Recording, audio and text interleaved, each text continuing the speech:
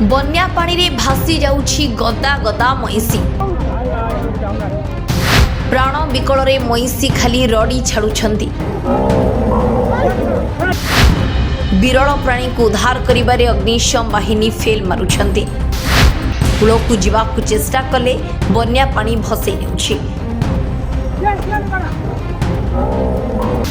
मईसींको चित्कार सुनी सभी भावविह्वल होउछंती।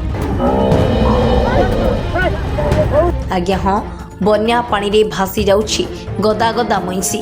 कागज डंगा परी सबु मईसी को बन्या पानी भसई नेउछि। एते विरल प्राणी को उद्धार करिबारे अग्निशम बाहिनी बारंबार फेल मारुछंती।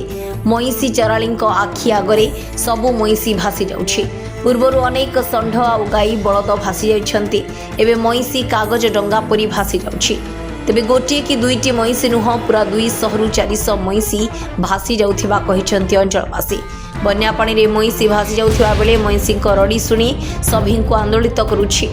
गाँ लोकों आखि आगरे शह शह जीवन भासी जाउछि।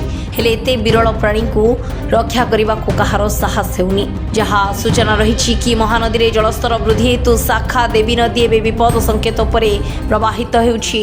यार प्रभाव पड़ी अस्तरंग ब्लॉक रो तालदा पंचायत परे। तालदा पंचायत तलिया अंचल रे बन्या पानी पशि जाइथिबारु अनेक चाषी मईसी धवलेश्वर टापुरे पानी घेर रे फसी रहिछंती।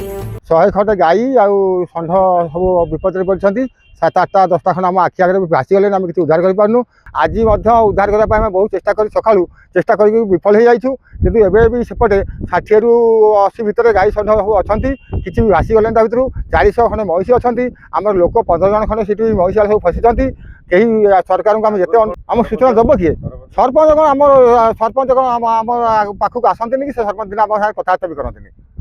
तेणु आम सूचना भी पाइनु कि गाई षंढ को आम जेहेतु गोमाता सेवा आम देखु सरकार गोमाता सरकार कि सरकार आज गोमाता को आने विफल हो जाऊँगी। आम से भारी दुखित। बहुत गोमाता जहाँ भासी जाती सरकार किसी क्षतिपूरण दिंतु। 25 तारिख में मुझे अभियोग देती अस्त्रंग विडीओ ठार आरंभ कर डिजास्टर मैनेजमेंट और मुख्यमंत्री पर्यटन कि कौटना कौटी दुखर विषय जितेबाला सीडीपी ऑफिस पूरी चिठी पाई बीएससी पठाई इनक्वारी करके देखुले स्थिति अनुधान करते।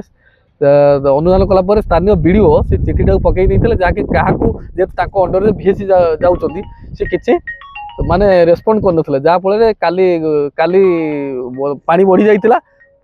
पानी बढ़ी जाए फल षंढ आ गाई गोरु और बेहरा भाई मान 200 रु 400 मईसी से सब जाक फसी किंतु या सहयोग कर फायर डिपार्टमेंट जी अस्तरंगरू और कोणारकू से भाई मैंने आसी अक्लांत परिश्रम कले दीर्घ 4 घंटा है। आउ भी सीटी भी जोड़े भी टापा लगी देखा जाऊ कौन हूँ भावुँ बड़ लंच व्यवहार कले खाद्य व्यवस्था करूँ।